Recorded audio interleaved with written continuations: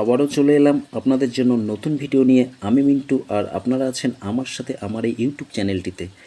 আপনারা দেখতে পাচ্ছেন মিন্টুর ক্যামেরায় মহাকালেশ্বর মন্দির দর্শন। এই মন্দিরটি ভারতের মধ্যপ্রদেশ রাজ্যের উজ্জয়িনী শহরে রুদ্রসাগর হ্রদের তীরে অবস্থিত। মহাকালেশ্বর মন্দিরটিকে 18টি মহাশক্তিপীঠের একটি বলে মনে করা হয়। হিন্দু পুরাণ অনুসারে শিব যখন সতীর দেহগ্রহণ করে নিয়ে চলেছিলেন, তখন সতীর অঙ্গগুলি খণ্ড বিখণ্ড হয়ে 51টি স্থানে ছড়িয়ে পড়ে। এই স্থানগুলিকে শক্তিপীঠ বলা হয়। মহাকালেশ্বর মন্দিরে সতীর উপরষ্ট পড়েছিল। এখানে সতীর নাম মহাকালী বা হরসিদ্ধ। ব্রহ্মার আশীর্বাদে দূষণ নামে এক দৈত্য অদৃশ্য হয়ে যাওয়ার ক্ষমতা পেয়েছিল। শত্রু রাজারা দূষণের সাহায্যে উজ্জয়িনী আক্রমণ করেন।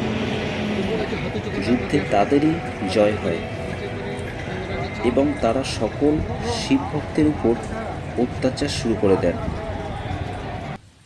অসহায় ভক্তদের প্রার্থনা শুনে শিব মহাকাল রূপে উজ্জয়িনীতে আবির্ভূত হয়ে চন্দ্রসেনের শত্রুদের ধ্বংস করেন এবং শিব ভক্তদের রক্ষা করেন। যদি বন্ধুরা আমার এই ভিডিওটি আপনাদের ভালো লেগে থাকে, তাহলে অতি অবশ্যই চ্যানেলটিকে সাবস্ক্রাইব করে রেখো আর বেল আইকনটিকে ক্লিক করে আপনাদের ভালোবাসা জানিয়ে দেবেন এবং আমার পরবর্তী ভিডিও দেখার অপেক্ষায় থাকবেন।